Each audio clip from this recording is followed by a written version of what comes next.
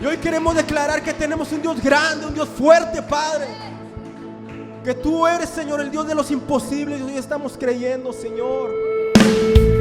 Hoy estamos creyendo, Padre. Estamos creyendo en ti, Jesús. Hoy declaramos con nuestro corazón que tú eres grande y fuerte.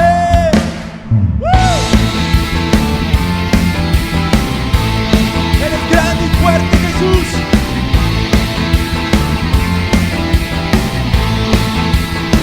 Vamos, cántaselo. Y fuerte es nuestro Dios. No hay nadie como tú. Grande y fuerte. Vamos, iglesia, decláralo. Grande y fuerte es nuestro Dios. Grande y fuerte es nuestro Dios. Vestido en majestad, coronado con poder, digno de toda la adoración. Vestido en majestad.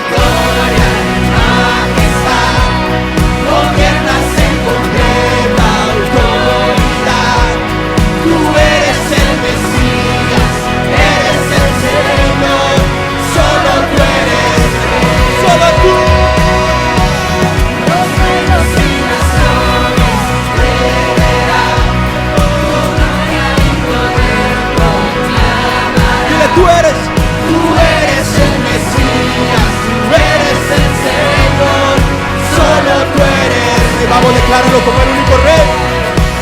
Tú eres el Mesías, eres el Señor, solo tú eres. Una vez más, tú eres el Mesías, Señor. Tú eres el Mesías, eres el Señor, solo tú eres. Solo tú eres el rey, Señor. Dáselo fuerte, iglesia, al rey de reyes.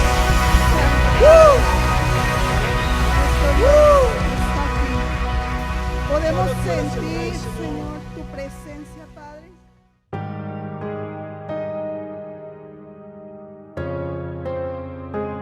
Hubo una batalla épica en las costas de Escocia, donde el capitán John Paul Jones estuvo resistiendo los embates de la fragata británica en las costas de Escocia. Él era un escocés de 32 años de edad y tenía muy pocos recursos para poder defender la costa de Escocia ante los embates de Gran Bretaña. Pero dice la historia que cuando empezaron a atacar las costas de Escocia y se levantó el otro capitán de Gran Bretaña, dice que cuando fueron atacados, embestidos brutalmente, estaba incendiado el barco del capitán John Paul, dice que el otro capitán le envió un mensaje y le dijo: ¿a qué hora? ¿O ya estás listo para ondear la bandera blanca y rendirte? A lo que el capitán escocés le dijo: rendirme jamás. Todavía no hemos comenzado.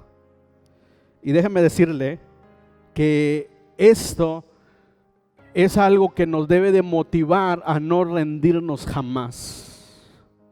Porque dice la historia que este capitán escocés, con las diezmadas fuerzas que tenía, con los recursos limitados que tenía, tomó por sorpresa a la fragata británica y empezó a combatir, empezó a pelear con los pocos hombres que quedaban, y ese día la soberanía de Escocia se hizo presente.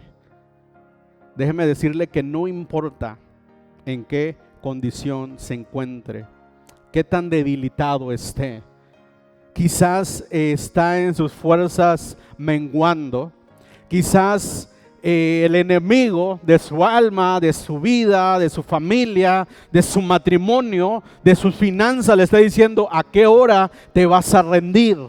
¿A qué hora vas a dejar de pelear? ¿A qué hora vas a ondear la bandera y vas a decir: paz, me rindo, me someto, ya no hay nada más que hacer? Pero en ese momento es cuando usted debe sacar fuerza de debilidad y debe decir: rendirme jamás, porque todavía no he iniciado. Y el día de hoy yo quiero que usted cierre sus ojos y ore a Dios y diga conmigo esta oración: Señor Jesús, en mis fuerzas no puedo, estoy a punto de rendirme. Quizás la gente que está a mi alrededor está pensando: ¿a qué hora me voy a rendir? ¿A qué hora voy a dejar botado todo? ¿A qué hora voy a dejar de luchar? Pero hoy, en tu nombre, Señor, me levanto con las fuerzas tuyas, Señor, con las fuerzas renovadas, y declaro que en tu nombre haré proezas. No me rendiré jamás. A partir del día de hoy, comienzo a pelear nuevamente en el nombre de Jesús. Amén. Denle un aplauso a Jesús. La transformación no sucede en el vacío. La transformación no es algo que de repente llegó a su vida. El éxito no es algo, no es un golpe de suerte. El éxito no va a llegar por la nada. Cuando nosotros estudiamos la vida de muchos hombres que han alcanzado éxito, nosotros vemos que hay un trasfondo, que hay algo que ellos han estado haciendo, y encontramos algunos valores que son cruciales en su vida. ¿Y cuáles son esos valores? Número 1, consistencia. Son consistentes en los que están haciendo. Es decir, que hay algo dentro de ellos, es decir, un deseo ardiente en su vida que los motiva a no dejar de luchar y a no dejar de intentarlo. Número 1. Y la otra es constancia. Es decir, no se pueden rendir jamás. Se dice que para poder alcanzar el éxito en cualquier cosa que nosotros nos empeñemos en realizar, se necesitan únicamente 2 cosas. Número 1, un deseo ardiente en nuestro corazón. Número 2, un propósito bien definido. Cuando tenemos un propósito bien definido, nosotros dejamos de intentar, pero no me malentienda, sino que dejamos de intentar porque ahora y a partir de ese momento nosotros nos resolvemos a que suceda lo que estamos haciendo. Porque intentarlo, mucha gente intenta adelgazar, mucha gente intenta restaurar su matrimonio, mucha gente intenta caminar con Dios, pero intentar no es suficiente si no hay un propósito definido. Es decir, yo me tengo que levantar un día y tengo que decir, hoy resuelvo, hoy lo voy a lograr. Y tengo que empeñarme, es decir, un propósito definido. No estoy esperando que algo suceda, sino que yo voy a provocar que suceda. Y eso en cualquier área de su vida. En el caminar espiritual también, en su propósito también, en su propósito de vida, en sus sueños también es importante. Cuando hemos preguntado a la gente qué te hace feliz, la mayoría de la gente da una respuesta muy ambigua. Es decir, realmente no sabemos cuál es el propósito de nuestra vida, no lo hemos definido. Si usted le pregunta a una persona cuál es el propósito de tu vida, si no puede articularlo en menos de 15 palabras o 20 palabras, quiere decir que no tiene un propósito de vida. Por lo tanto, entre el desánimo dentro de ti, entre ese sentimiento de soledad, de inseguridad, y entonces empiezas a intentar lo que sea, pero no hay una resolución en tu vida. Entonces, nosotros tenemos que entender que hay una lucha entre vivir y existir.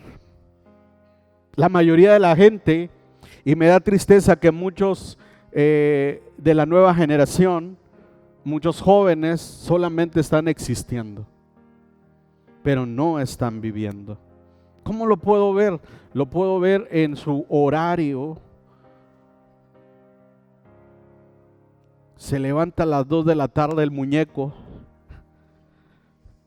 porque solamente está existiendo.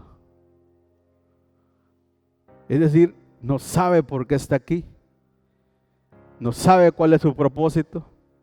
Y muchos adultos también se levantan y se levantan quejándose de la vida porque solamente están existiendo, no están viviendo. Pero cuando nosotros entendemos que nosotros no solamente existimos en el planeta Tierra, estaba escuchando a un muchacho en redes sociales que decía, pues yo no voy a trabajar. Ya un hombre de 28 años, de 24 años, ya un señor de 25 años, 30 no sé, y decía, yo no voy a trabajar. Y le preguntaban, ¿por qué? Bueno, yo no voy a trabajar porque yo no pedí venir al mundo. Como yo no pedí venir al mundo, creo que mis padres son los responsables de mi vida. Porque yo no pedí venir al mundo. Y así hay muchos jóvenes con esa idea incorrecta en su mente.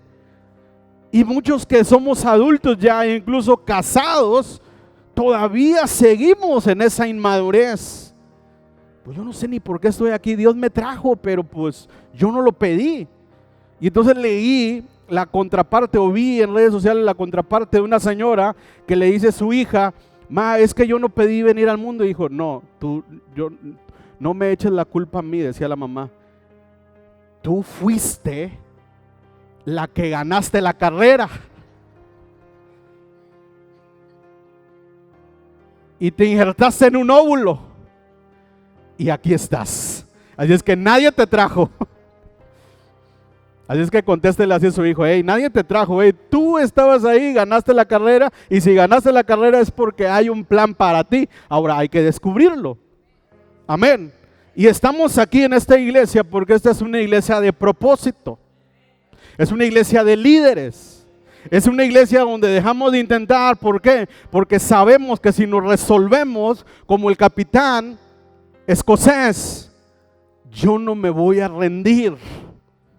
Todavía no he iniciado. A lo mejor tienes 40, 45, un poquito más, pero puedes decir hoy: rendirme jamás. Yo apenas voy comenzando. Y esa debe ser tu resolución a partir de este momento. Amén. Entonces la transformación no sucede en el vacío. La transformación llega a través de personas que han tocado sus reservas más profundas de resolución. ¿Ok? Con un sentido de propósito profundo y un poderoso, suficiente deseo ardiente como para vencer los amenazantes desafíos que se apostaron a sus puertas. Necesitas dos cosas únicamente, y aquí puedo terminar la enseñanza. Necesitas solo dos cosas. ¿Qué necesitas? Diga conmigo: un deseo ardiente. Y número dos, un propósito bien definido. ¿Cuál es el propósito de su vida? ¿Qué es lo que espera que suceda en su vida? ¿Cómo espera que se desarrolle en sus generaciones? ¿Qué es lo que usted puede ver cuando mira a sus hijos? ¿Qué es lo que usted puede ver cuando mira su futuro? ¿En dónde se mira dentro de 5, dentro de 7, dentro de 10 años? Eso se llama propósito definido. Y si no lo ha pensado, es el tiempo en que usted comience a pensar acerca de su futuro, en donde se ve. Porque la persona que no se proyecta hacia el futuro está condenado a repetir su vida y los mismos errores. Es decir, mírese dónde estaba hace 5, hace 7 años, mire dónde está hoy y proyecte dónde estará dentro de 7 años. Y si no lo logra, es porque no ha tenido una resolución. Si en los últimos 5 años su vida, su familia, su matrimonio, su economía está en el mismo lugar que hoy, quiere decir que no ha tenido un propósito definido. Y hoy es el día. Amén. Hoy es el día. Amén.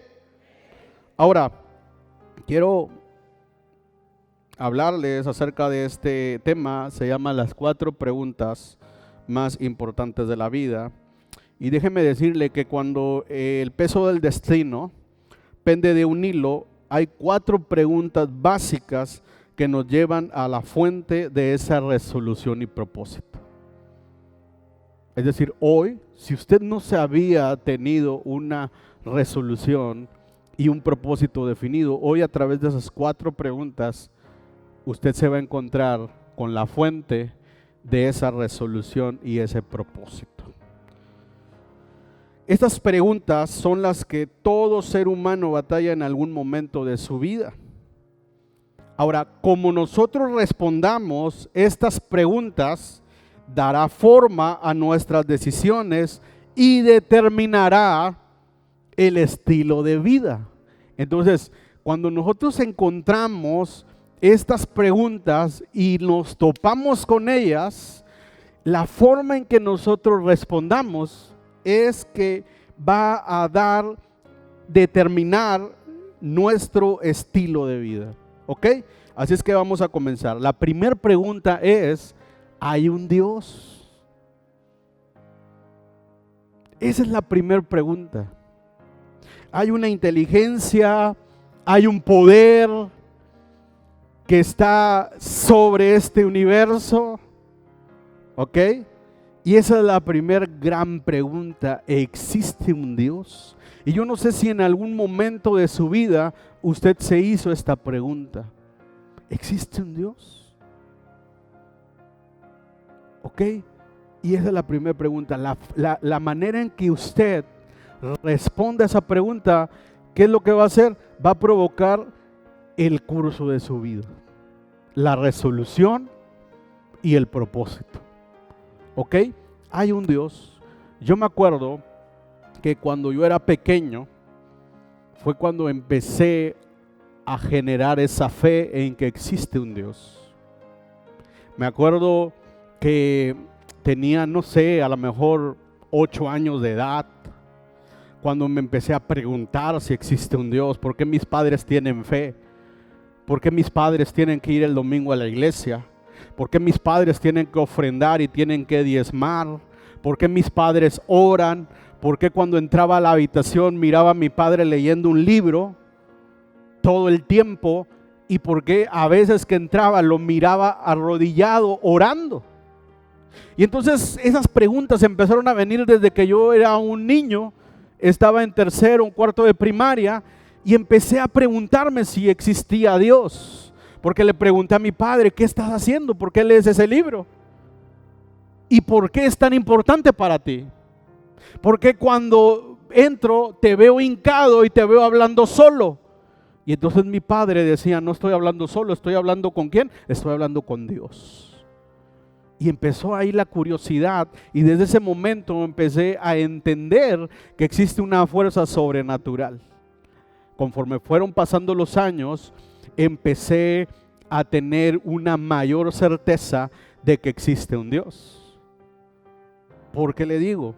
Porque entendí que en el mundo hay una inteligencia mayor, que es menos probable que las teorías del Big Bang y todas esas teorías son más improbables que la existencia de un ser superior, de un creador, de un Dios. Y esto se lo puedo decir, ¿por qué? Porque muchas personas que son científicos de la era moderna o contemporánea han dicho que las probabilidades de que alguien tire las partes de un reloj, pulsera, al aire y que caigan en su muñeca, armado, ajustado correctamente y en hora, son mayores que las posibilidades de que los vastos universos que estamos descubriendo hoy día se hayan formado por una explosión descontrolada. O sea, imagínese que usted se tira de un paracaídas y cae en la selva Lacandona, ahí en Chiapas. Cae y mientras va cayendo usted ve a lo lejos que hay una mesa con un banquete esperándolo, 2 copas de vino, está el plato de comida muy bien organizado y están 2 sillas ahí. Imagínese que usted cae en medio de la selva y se encuentra con esa mesa puesta. ¿No se preguntaría usted, quién habrá puesto esta mesa en medio de la selva? Bueno, la misma pregunta debemos de hacernos a nosotros cuando estamos en este mundo. ¿Quién habrá creado todo este universo? Estaba con mis hijos la semana pasada, hace unos días, y les estaba enseñando un poco de astronomía. No gastronomía, astronomía. Y le empezaba diciendo, ¿saben ustedes, hijos, que este mes de enero todos los planetas están alineados? Y no soy esotérico. Todos los planetas están alineados y desde nuestro cielo se pueden ver todos los planetas, desde Urano hasta Mercurio. todos se pueden ver. En este mes se pueden ver las 3 lunas de Saturno. Les estaba enseñando. Y esta estrella se llama tal, y esta estrella se llama ya, y aquella se llama Betelgeuse, que es la estrella más brillante. Y las 3 estrellas del cinturón de Orión, les estaba enseñando, son más grandes que el sol. Y como son tan grandes, por eso las podemos ver. Y les estaba enseñando todo esto, y les estaba dando una clase de astronomía. Y entonces es allí donde ellos preguntan, ¿quién habrá creado esas estrellas? ¿Quién habrá creado esas galaxias? ¿Por qué esas estrellas nunca se mueven y han estado por los siglos de los siglos en el mismo lugar? Y antier escuché a mi hijo Herón, no sé si ya había preguntado esto, pero antier escuché a mi hijo Herón, por primera vez lo escuché yo, que le dijo a mi esposa, ¿quién creó a Dios? Amén. ¿Estamos de acuerdo? Entonces esa es la pregunta más importante, una de las preguntas más importantes de tu vida. ¿Hay un Dios? Y de esa pregunta va a determinar el nivel de fe que tú tengas para vivir y el nivel de fe que vas a usar cuando te sientas así como se sentía el capitán John Paul Jones. Cuando parece que estás terminado, esa es la clase de fe, esa es la resolución en Dios, la que te levanta cada día a luchar por alcanzar ese propósito definido que tienes. Entonces la primera pregunta es, ¿hay un Dios? Y ahí es donde nosotros respondemos, sí. Dios existe. Hay un plan maestro para mi vida. Número 2. La segunda pregunta más importante es, ¿a Dios le interesa su creación? Es decir, ya creemos que existe Dios. Sabemos que hay una mente maestra, un ser superior, un creador de todo lo que nosotros vemos y un responsable de la creación. Ahora la segunda pregunta es, ¿a Dios le interesa su creación? Y aquí es donde nosotros podemos responder. Cuando examinamos el universo y vemos su diseño maravilloso y con cuánta precisión opera, cuando observamos cómo una estación sigue a la otra en perfecta armonía, única y al mismo tiempo complementaria con las otras, cuando vemos cómo la tierra compensa el daño que los humanos incesantemente le infligen y cómo curas milagrosas se hallan para las condiciones letales que emergen de las conductas irresponsables, todo esto nos lleva a la conclusión de que Dios realmente se interesa por el mundo que Él creó. Amén. Esa es una respuesta concreta. Es decir, los que saben de pesca van a saber esto, pero la luna juega un papel muy importante en la pesca y en los mares. Y le puedo asegurar que el mundo, el universo, la creación está perfectamente alineado, ¿ok?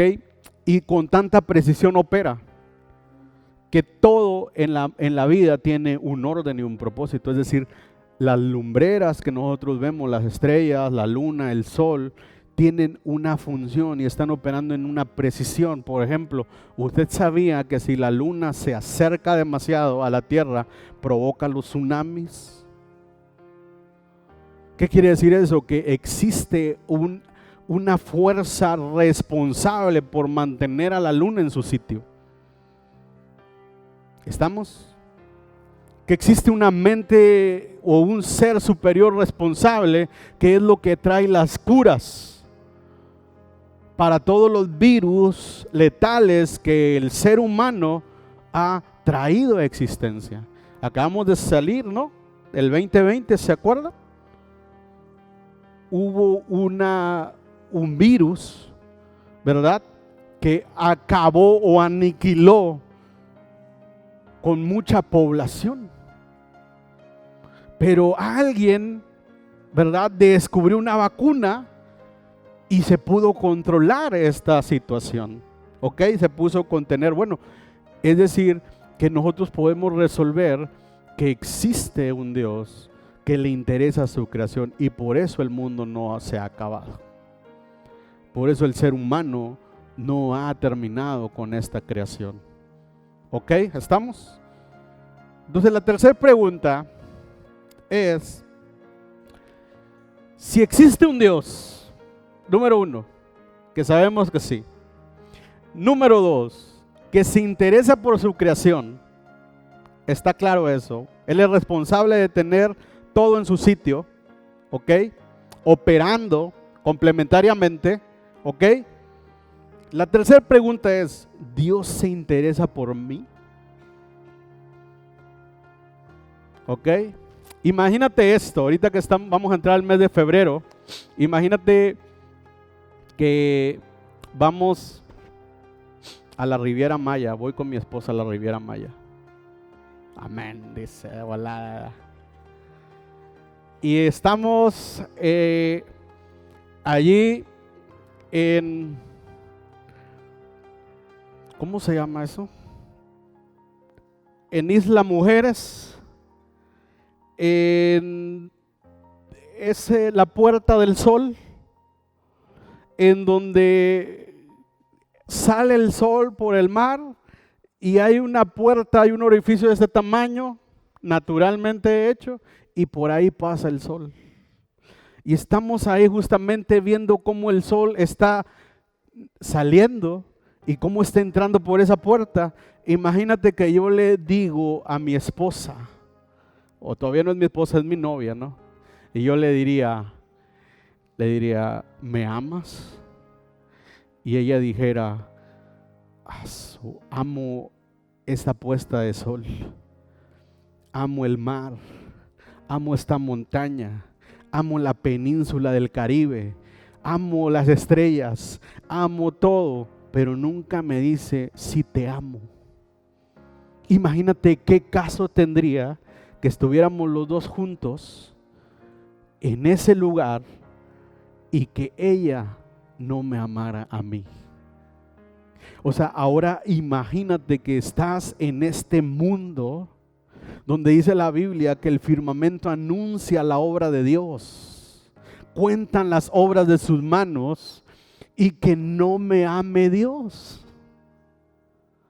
O sea, en ese momento en que yo le preguntaría a mi esposa, ¿me amas? Y me dice, amo a todo, es más, amo a los niños, amo a tus hijos. Pero yo no estoy esperando esa respuesta, ¿verdad que no? Yo estoy esperando que ella me diga si te amo. ¿Sí o no? ¿Sí o no? ¿Ok? A veces en el matrimonio cometemos ese error. Es decir, estamos juntos por todo lo que rodea el matrimonio, pero nos olvidamos que hay una persona al lado de nosotros que necesita nuestro amor. Estamos juntos por todo lo que gira alrededor de nosotros y de nuestro matrimonio. Estoy con ella por los hijos todavía. Estoy con él porque no tengo a dónde ir.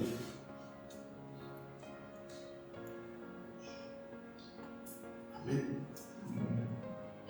Pero la pregunta aquí es, ¿Dios se interesa por mí? No hay ningún beneficio personal en creer que existe un Dios que se interesa en el mundo, a menos que nos demos cuenta que se interesa por nosotros personalmente.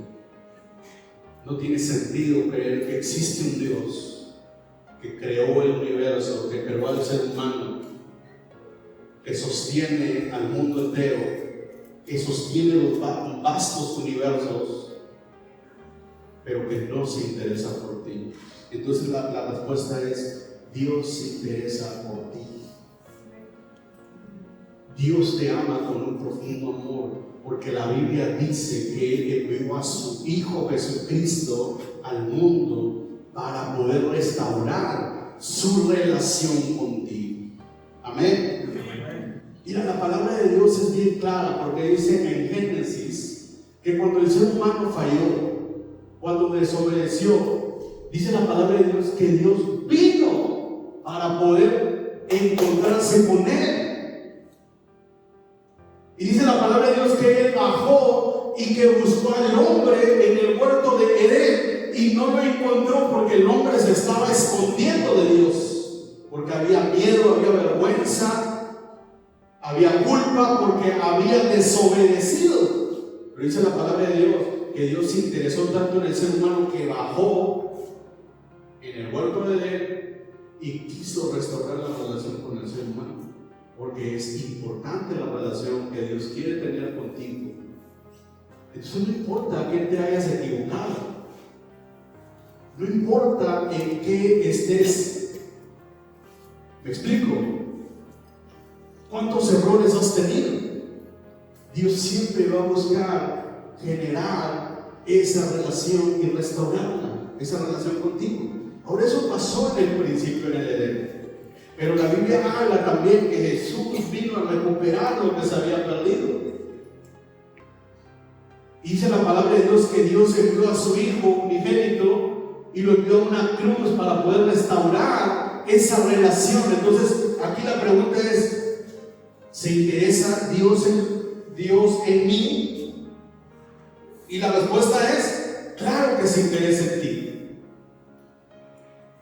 Yo quiero que cierres tus ojos y que digas conmigo: gracias Dios, porque ahora sé que te interesa mi vida, te interesa mi alma, te interesa mi matrimonio, te interesan mis hijos.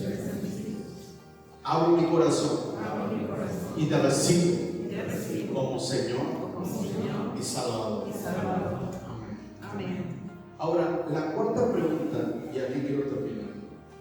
La cuarta pregunta es: ¿se interesa Dios en lo que hago? Esa es la cuarta pregunta más importante. Entonces vamos a recapitular. Número 1, la primera pregunta es: ¿Dios existe?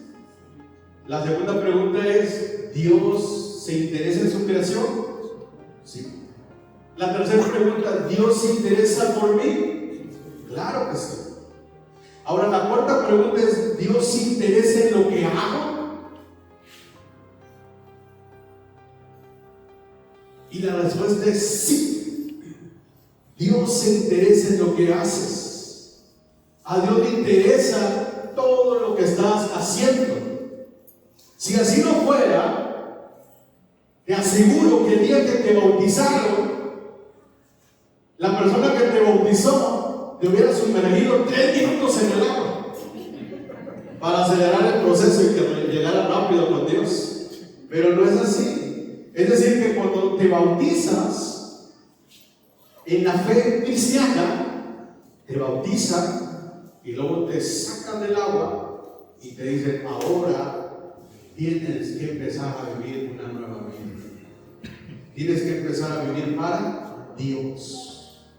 Y esto es lo que resuelve la cuarta pregunta: ¿se interesa Dios en lo que hago? Por supuesto que sí. La semana tiene 168 horas.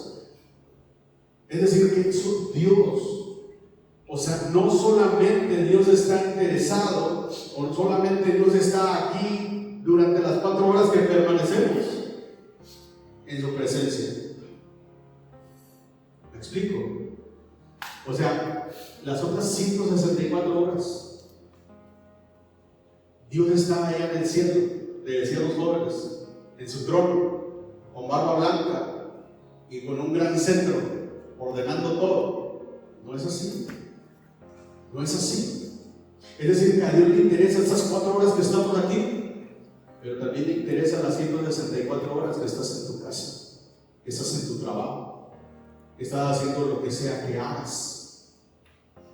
A veces cometemos el error de separar las cosas, de decir: bueno, voy a la presencia de Dios a entregarlo todo en el culto de adoración, y estamos este día, el día domingo, lo reservamos y nos concentramos en ese Dios durante 3 horas, 4 horas, 2 horas que dura el servicio, ¿ok? Pero las otras 164 horas nos olvidamos de ese Dios y empezamos a vivir como nos pega la gana. ¿Ok? Estamos. Y eso no es lo que enseña la palabra de Dios. Es decir, que a Dios le interesa lo que tú haces. Y déjame decirte que a menos que Dios se interese en lo que hacemos, tanto como se interesa en nuestra alma inmortal, nuestra vida en la tierra, y en particular nuestro rol en el lugar de trabajo, ¿ok?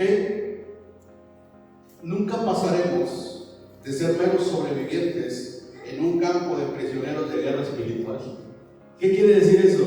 Cuando la persona no entiende esta pregunta, la cuarta pregunta, su vida carece de sentido. Que cada día que se levantan es un pesar. Tienen como 50 alarmas para poderse levantar, porque no quieren salir de la cama. ¿Quién tiene más de 50 alarmas? Porque no quiere salir de la cama, porque carece de qué? De un propósito. Se quieren levantar hasta el mediodía, porque carecen de un propósito. Esta semana, y te lo confieso, esta semana que pasó, yo estoy de vacaciones, me levanté a las 5 de la mañana cada día para hacer la oración de 5 a 7 y luego me volví a enredar en la cobija y me despertaba hasta las 11 o 12 del día cuando me entraba una llamada. ¿Qué onda? ¿Todo mojado, verdad? Y ya entendía a quien estaba ahí por allá, a Hugo, ¿verdad? Siempre me despertaba a las 11:30. Y les digo, es que estaba dormido, estaba de vacaciones. Y déjame decirle y déjame confesarle que la semana pasada no hice absolutamente nada. Nada, me la pasé de campamento en mi casa, no salí, pero para nada. Pero ya esta semana prometo alinearme, ponerme en orden. Pero déjeme decirle eso, déjeme decirle que cuando nosotros carecemos de ese propósito y no nos hemos hecho esta pregunta, Dios se interesa en lo que hago, entonces nos vamos nosotros a sentir prisioneros. ¡Ay, este trabajo otra vez!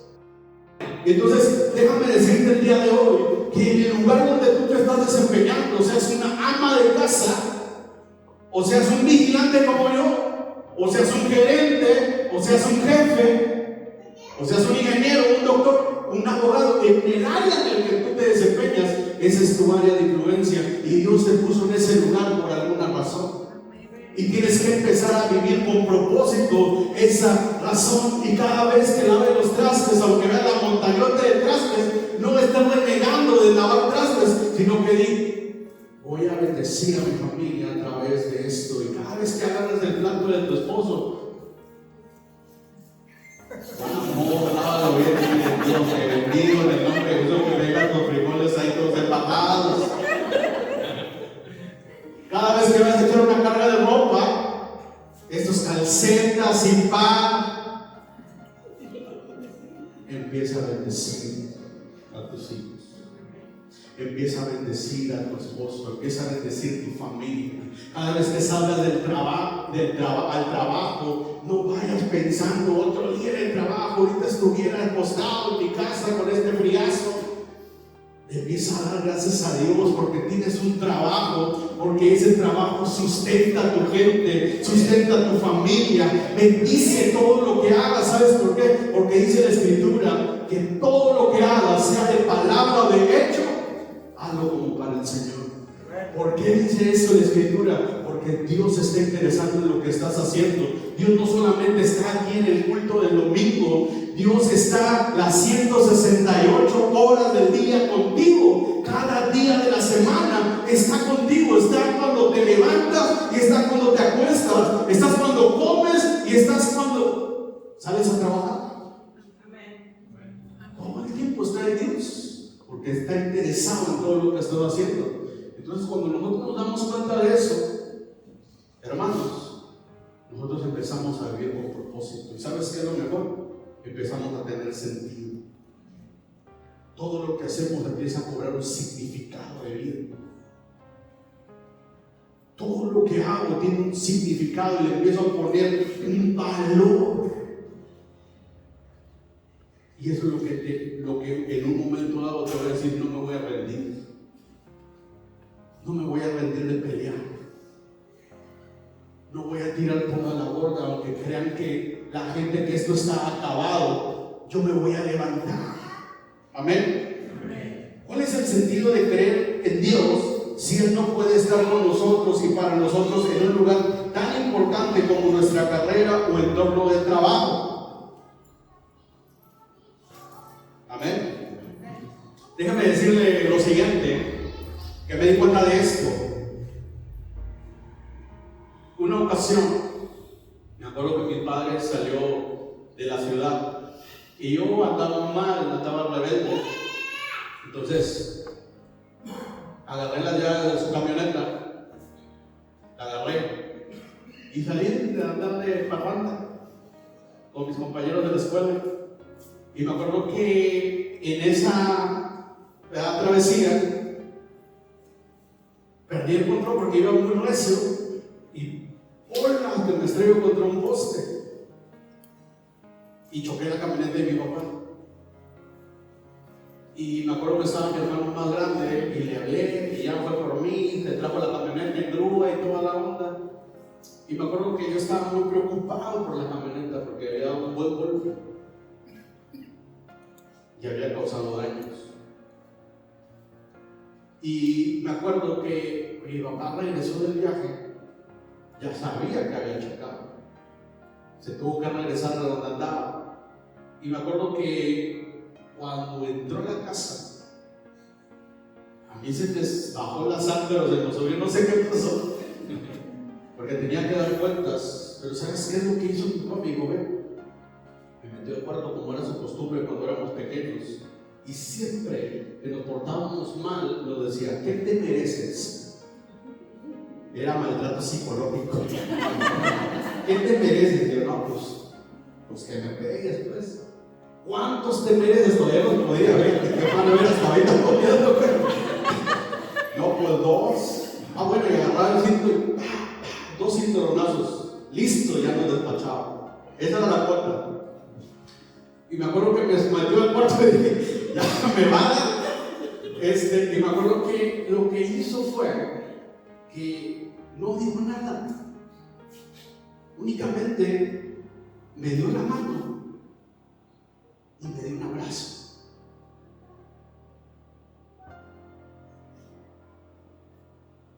Y me dijo: qué bueno que no te pasó nada. Ya estaba yo en la universidad, pero eso significó mucho para mí en ese momento. ¿Qué quiere decir esto, hermano? Quiere decir que hay tanta gente que va por la vida sintiéndose sola y desamparada. Hay tanta gente en el mundo que se siente sin esperanza, que se siente con culpa, con vergüenza, que se siente condenada, que se siente atribulada, aprisionada o deprimida, cuando desde el principio Dios estuvo junto a ellos, listo para tomarles la mano, ponerlas en las suyas, porque Él se interesa en aquello que hace. Quiero decirte que así como mi papá ese día me dio la mano, me afirmó, me dio un abrazo y me dijo: hey, estoy contigo, hijo, no pasa nada. Tú eres la respuesta a toda esa necesidad que hay afuera. Hay tanta gente que va cargando con culpa, que va con muchas cosas sobre sus hombros, pero cuando se encuentra un hijo de Dios, lo menos que espera es que lo juzgues más. Lo menos que espera es que lo señales: ay, que es tu pecado. Es que no te pasa por pecadores, eso te pasa por no hacer las cosas bien. Eso no está esperando la gente de Dios. Lo que la gente está esperando de Dios es que le des la mano y que le digan: vamos a orar por eso, no te preocupes.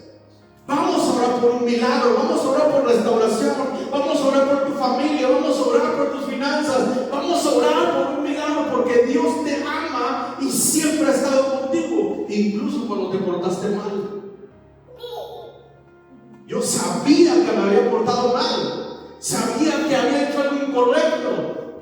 La culpa me estaba matando durante esos días en que mi papá iba a regresar. ¿Cómo va a reaccionar? ¿Qué me va a decir? Pero la respuesta fue totalmente diferente. Y sabes, dentro de mí, lo único que yo esperaba es que mi papá hiciera eso que hizo. Y déjame decirte que es lo que el mundo necesita hoy día. Que tú le muestres el amor de Dios. Que tú le muestres misericordia. Amén. Jesús, que vino a revelar la naturaleza amorosa y el carácter compasivo de Dios, ejemplificaba esto a través de sus milagros.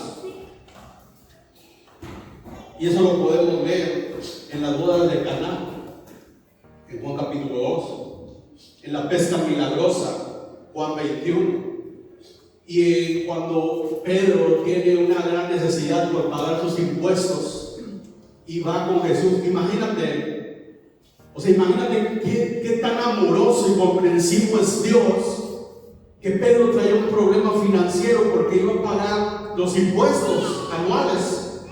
Y va con Jesús y le dice: Jesús, necesito pagar mis impuestos. Y dice la palabra de Dios que Jesús no le dijo: pues ponte a orar. Jesús le dijo: ve a tirar la red, y donde tires va a haber un pez, lo vas a sacar y ahí va a haber 2 monedas, aparte paga lo mismo. Pues se interesó en la necesidad de Pedro. Dice la palabra de Dios que en la pesca milagrosa, en Juan capítulo 21, los discípulos habían estado intentando pescar toda la noche, estaban lastimados porque su maestro estaba en problemas, se sentían solos, se sentían abandonados. Dice la palabra de Dios que no pescaron nada en toda la noche. Dice la palabra de Dios que estaban atribulados porque no había pesca, por lo tanto no había venta, por lo tanto no había dinero, por lo tanto no había comida que traer a la mesa, y se sentían mal. De pronto aparece Jesús ahí en Juan capítulo 21 y les dice: hey, ¿qué es lo que pasa? Y le dice: no hemos pescado nada, Jesús. No hay nada para comer. Nuestras familias están desamparadas. ¿Qué hubiera contestado un buen cristiano? Pues ¿qué habrás hecho? ¿Va a estar en esta maldición? Dios te está castigando. Eso te pasa por rebelde. Eso te pasa por desobediente. Vamos a orar más. Póngase a orar y a ayunar. No sabes qué es lo que dijo Jesús. Me interesa tu necesidad.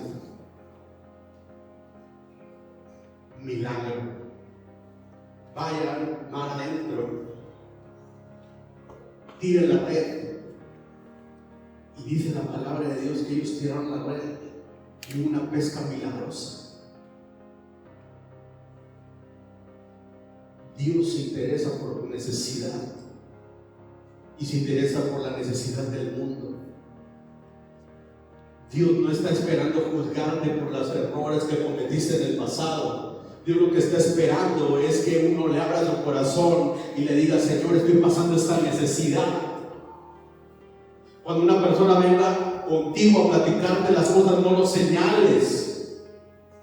No le digas: eso te pasa por esto, esto y esto, y mira, la Biblia dice esto. No, ora por él. ¿Qué es más fácil? ¿Juzgar con la escritura? O orar por esa persona para que Dios haga un milagro en su vida. Jesús vino a revelar la naturaleza amorosa y el carácter compasivo de Dios a través de sus milagros. Cada milagro que hacía Jesús lo hacía a las personas que no merecían un milagro. Es decir, no estaban calificadas para un milagro. Pero aún así Jesús no juzgaba su condición de vida. Vino la mujer con flujo de sangre. Nadie la podía tocar porque la consideraban ante la ley, ante la religión inmunda. Pero Jesús le hizo un milagro. Vino una mujer samaritana al pozo, nadie la podía hablar, judíos y samaritanos, había un problema racial, étnico, no se podían hablar, pero Jesús habló con ella, porque Jesús no catalogaba y no juzgaba la procedencia y los errores del pasado, quería tener un encuentro con cada persona. Pero hoy hay creyentes cristianos que no se quieren juntar con la chusma, porque se creen en un más alto concepto, mejor que los demás. Pero déjame decirte que cuando el amor de Dios está en tu vida, tú no juzgas, tú no señalas. Cuando ves que el hermano se equivocó, lo levantas, le muestras el amor de Dios, le dices: vente hermano, vamos a orar para que Dios intervenga, porque estoy seguro que está interesado en esa necesidad. Imagínate que viene el refrendo de las placas y no tienes dinero. Dios se interesa en él. Si tú vas con él y dices: Señor, necesito pagar el refrendo de las placas, Dios te va a responder. Porque Dios está interesado en lo que haces y en lo que sucede en tu vida y en lo que sucede en tu familia. Déjame decirte que Dios está en nuestro trabajo. ¿Por qué, pastor? Porque el trabajo es la oración. Aquí decimos el tiempo de adoración y creemos que son 4 canciones. Ese tiempo de adoración es como poderoso. Pero déjame decirte que en el principio no había música y no había un culto y no había una iglesia. Pero Jesús, Dios envió a Adán y le dijo: cultiva el Edén, trabájalo, labra la tierra, y eso era la adoración.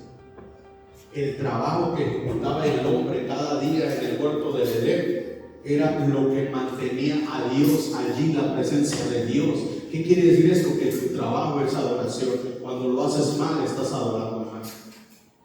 Pero cuando lo haces con excelencia, tú estás transmitiendo la presencia de Dios a través de lo que estás haciendo.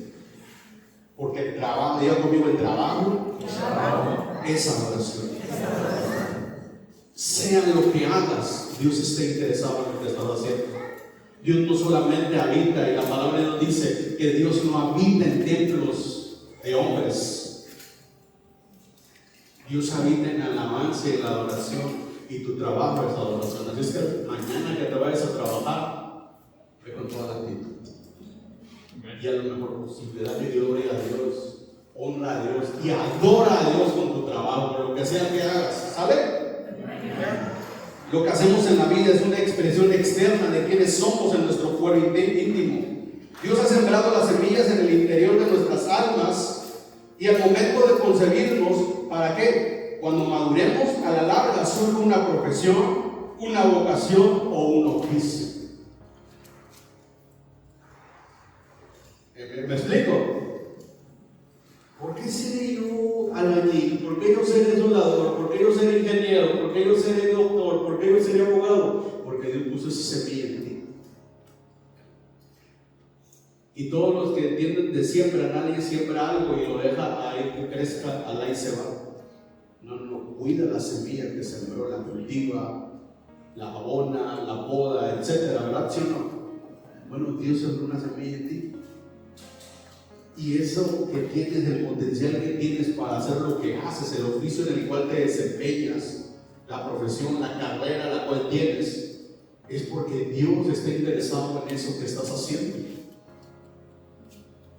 Amén. Amén. Si todo lo que le interesa a Dios fuera nuestra alma, entonces los ministros, es lo que le decía, deberían mantenerlo debajo de las aguas un poco más de 3 minutos para facilitar una transición rápida a la eternidad. Pero eso no es así. Ahora termino con esto que quiero leer. Ahora es tu turno. ¿Sabes por qué? Porque la Biblia enseña acerca de vida de hombres de fe como José y Daniel, que vivieron en contextos seculares, que se beneficiaron inmensamente por las revelaciones divinas confiadas a ellos. Estos 2 hombres que la Biblia habla, José y Daniel, estuvieron en tiempos diferentes, estuvieron en naciones diferentes, Pero dice la palabra de Dios que los dos fueron un instrumento usado por Dios para alimentar miles de familias, si no es que millones.